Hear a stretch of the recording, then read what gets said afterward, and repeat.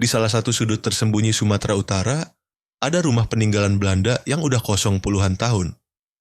Tapi anehnya, rumah itu selalu berkabut, bahkan siang hari. Banyak yang ngaku lihat bayangan perempuan, ada juga yang dengar suara piano tua main sendiri tengah malam. Penasaran gimana ceritanya? Tonton sampai akhir, tapi siap-siap merinding. Pernah kebayang nggak ada rumah tua, berdiri megah, tapi sepi, dan tiap kali orang masuk, selalu ada yang hilang jejaknya? Ini bukan cerita film horor luar negeri, tapi kejadian nyata dari Sumatera Utara, tepatnya di daerah Brastagi.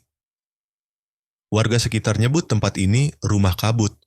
Soalnya, walaupun matahari lagi terik, rumah itu selalu diselimuti kabut tebal. Aneh kan? Apalagi lokasinya nggak terlalu tinggi, tapi hawa dinginnya nggak masuk akal. Dari luar, bentuknya kayak rumah kolonial peninggalan Belanda, ada menara kecil di pojok, dan kaca jendela yang udah retak-retak kayak dilukis waktu. Cerita seramnya mulai muncul dari tahun 90-an. Ada rombongan anak muda iseng masuk buat ngerekam video. Tapi yang keluar cuma 2 orang. Sisanya nggak pernah ketemu lagi. Polisi nyari, tim SAR nyisir hutan sekitar, hasilnya nihil. Yang lebih bikin merinding, kamera yang mereka tinggalin di dalam rumah itu balik sendiri ke depan gerbang, dan isinya cuma video berdurasi 17 detik. Cuma suara napas berat dan bayangan putih lewat di belakang frame. Lanjut ya, biar makin penasaran. Salah satu warga tua di desa bawah kaki bukit pernah kerja sebagai tukang kebun di rumah itu zaman Belanda masih berkuasa. Katanya, rumah itu dulunya milik pejabat tinggi Belanda yang terobsesi sama hal mistis. Dia sering ngundang dukun, ritual aneh, dan bikin ruangan khusus di bawah tanah. Katanya sih buat komunikasi sama roh penjaga gunung. Ada cerita soal kamar piano juga nih.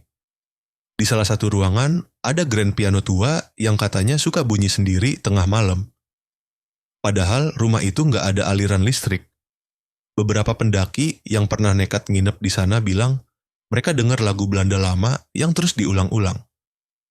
Dan tiap nada terakhir dimainkan, ada suara perempuan ketawa pelan.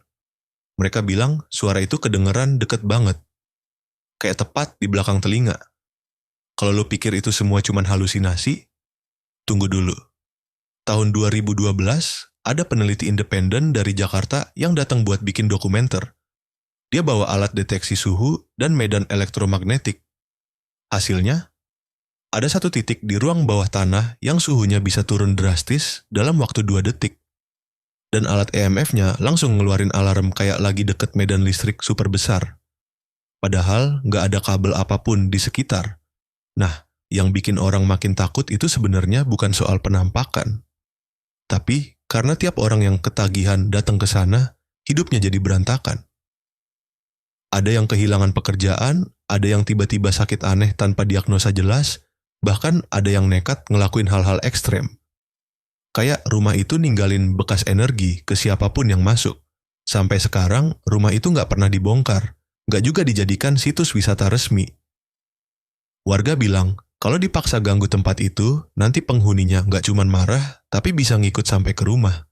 Seremnya bukan main. Gue jadi mikir, kadang tempat paling indah secara visual bisa nyimpen rahasia paling gelap. Dan yang bikin kisah kayak gini makin mistis adalah karena nggak ada yang bisa ngejelasin secara logika.